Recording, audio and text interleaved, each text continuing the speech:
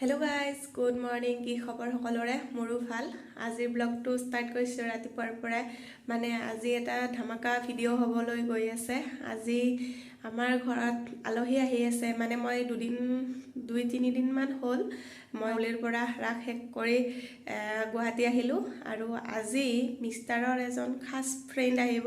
আৰু কোন আহে সেইটো বৰ্তমান নকওঁ আপোনালোকক, কাৰণ তেওঁক সকলোৱে চিনি পায়।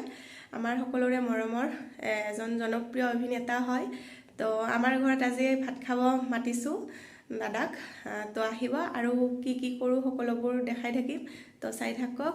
আৰু যদি মোৰ চেনেলত নতুনকৈ আহিছে প্লিজ ছাবস্ক্ৰাইব কৰি দিব, যাতে আগলৈ নতুন ভিডিঅ'বিলাক আকৌ আপোনালোকে চাব পাৰে। আৰু এতিয়া 9টা বাজিল। মিষ্টাৰ আৰু মোৰ চাহ লৈছোঁ। এয়া চাহ লৈছোঁ। আৰু এইফালে ৰাতিৰে অলপ মাংস আছিলে, সেইখিনিও লৈছোঁ। আৰু এনেকৈ পাস্তা বনাই লৈছোঁ। দৌৰা আজি এইখিনিয়ে খাই লৈ আৰু আলহীৰ কাৰণে যোগাৰ পাতি কৰোঁ। আৰু ঘৰত আলহী আহিব, তো সেইকাৰণে মিষ্টাৰে পূৰা যোগাৰত লাগিছে। পূৰা লগ আহিব। তো আজি আলহী আহিব যিহেতু অলপমান ধুনুকে ৰেডি হৈ গ'লোঁ।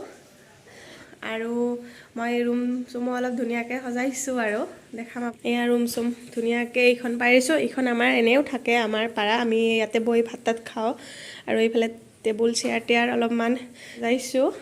আৰু এইফালে আমাৰ বেডৰুমটো এনেকৈ ধুনীয়াকৈ অলপমান সজাই মিলাই লৈছোঁ। আজি আলহীৰ কাৰণে এইফালে আমাৰ আলহীয়ে মাছ মাংস নাখায়। তো এইফালে ৰঙালু আলু আৰু এইফালে বৰা ভাজা, এইফালে বেঙেনা উঠাই দিছোঁ, বেঙেনা ভাজি। আৰু এইফালে ফুলকবি আলু বইল কৰি থৈছোঁ পনীৰেদি বনাবলৈ। এনেকৈ আৰু অলপ চলপ এইফালে আলহীৰ কাৰণে পূৰা ৰেডি কৰি আছোঁ। এইফালে চয়াবিন ৰঙালু এনেকৈ বনাম। আৰু এইফালে ফুলকবি আলু এনেকৈ ভাজিম। এইফালে পনীৰ, আমাৰ আলহীয়ে মাছ মাংস নাখায়। আৰু এইফালে ভাত উঠাই দিছোঁ। আৰু এইফালে মোৰ বেঙেনা ভাজি ৰঙালুৰ চপ এনেকুৱাকৈ হৈ গ'ল। আৰু এইফালে এইবিলাক ভাজি আছোঁ। আলহী আহি পাবই অলপ পিছত, জল্দি বনাই লওঁ। আৰু আজি আমাৰ ঘৰত আহি আছে আপোনালোকৰ সকলোৰে মৰমৰ জনপ্ৰিয় অভিনেতা নয়ন জ্যোতি গগৈ, নয়ন দাদা। আৰু আমাৰ মিষ্টাৰৰ বেষ্ট ফ্ৰেণ্ড হয়। আৰু বহুতকেইখন ৰং চেনেলতো তেওঁ অভিনয় কৰিছে। আৰু এইবাৰ 2022ৰ হেঙুল থিয়েটাৰতো অভিনয় কৰি আছে। আৰু আজি আমাৰ ঘৰত আহিব। মোৰ মিষ্টাৰৰ বহুত বেছিয়ে বেষ্ট ফ্ৰেণ্ড হয়। আৰু আমাৰ বিয়াত মিষ্টাৰৰ দৰা ধৰাও হৈছিলে। আৰু আজি নয়ন দাদা যিহেতু গুৱাহাটীত আছে, আমিও গুৱাহাটীত আছোঁ। আজি নয়ন দাদাক আমাৰ ৰুমতে ভাত খাব মাতিছোঁ। তো নয়ন দাদা আহি আছে। তো সকলোবোৰ দেখাই থাকিম আৰু কি কৰোঁ। আৰু নয়ন দাদাকো অলপ দেখাবলৈ ট্ৰাই কৰিম। নয়ন দাদা আহি পালে দেখাই আছোঁ আপোনালোককো। আহক আহক আহক ভিতৰত।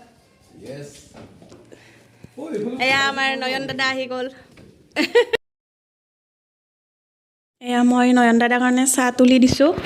তেওঁ চাহ নাখায়ে, দেৰিয়ে হৈছে, ডাইৰেক্ট ভাত খাম বুলিয়ে কৈছে। তথাপিও মই জোৰ কৰি এয়া চাহ বিস্কুট ৰেডি কৰিছোঁ নয়ন দাদাৰ কাৰণে। আৰু এজন জনপ্ৰিয় অভিনেতা ৰজা ৰাণীৰ যে বদমাছ পুলিচটো হয়, পল্লৱদাও আহি পালে। দেৰিয়ে হৈছে, তো সেইটো কাৰণত চাহ নাখালে, ডাইৰেক্ট ভাতটোৱে দি দিলোঁ তিনিওজনকে, মিষ্টাৰ, নয়ন দাদা আৰু পল্লৱ দাদা। তো সিহঁতে ভাত খাব লৈছে। তো অলপমান দেখাই দিছোঁ। এইফালে মিষ্টাৰ, পল্লৱ দা, নয়ন দাদা তিনিওজনে এয়া ভাত খাই আছে।